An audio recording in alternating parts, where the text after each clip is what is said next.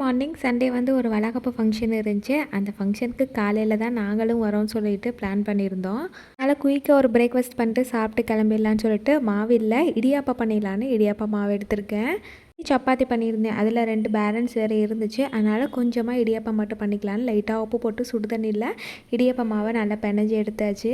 இதுக்கு side dish பண்ணுறதுக்குனா time இருக்காது. லைட்டாக தாளித்து மட்டும் சாப்பிட்டுக்கலான்னு சொல்லிட்டு ஃபஸ்ட்டு வந்து இடியாப்பத்தை புழிஞ்சி வேக வச்சு எடுத்ததுக்கப்புறமா நல்லா ஆற வச்சுக்கணும். அப்புறம் தான் நல்லா உதிரி உதிரியாக இந்த மாதிரி பூ போல் வரும். அப்போ புளியும் போது நிறையா மாவு மேலே புளியாமல் லைட்டாக ஒரு சுற்று மட்டும் புழிஞ்சு எடுத்தோம்னா இந்த மாதிரி நூல் மாதிரி நூடுல்ஸ் மாதிரி கிடைக்கும். தாளிப்பு பண்ணுறது கடையில் கொஞ்சமாக எண்ணெய் ஊற்றி கடுகு உளுந்தம் பருப்பு சோம்பு சேர்த்துட்டு கட் பண்ணி வச்சுருக்க வெங்காயம், பச்சை மிளகாய், தக்காளி, இஞ்சி பூண்டு பேஸ்ட் சேர்த்து நல்லா வதங்கினதுக்கப்புறமா வச்சுருக்க இடியாப்பம் சேர்த்துட்டு மஞ்சத்தூள், மிளகாய், மட்டன் மசாலா சேர்த்துட்டு நல்லா மிக்ஸ் பண்ணி வச்சுக்கிட்டு ஃபைனலாக கருவேப்பிலை, கொத்தமல்லி தூவி ஆஃப் பண்ணோம்னா சூப்பராக வந்து காரமாக தாளிச்ச இடியாப்பம் ரெடி ஆயிரும். சாப்பிட்டு அப்படியே ஃபங்க்ஷன் கிளம்பியாச்சு. நாளைக்கு இன்னொரு வீடியோவில் பார்க்கலாம்.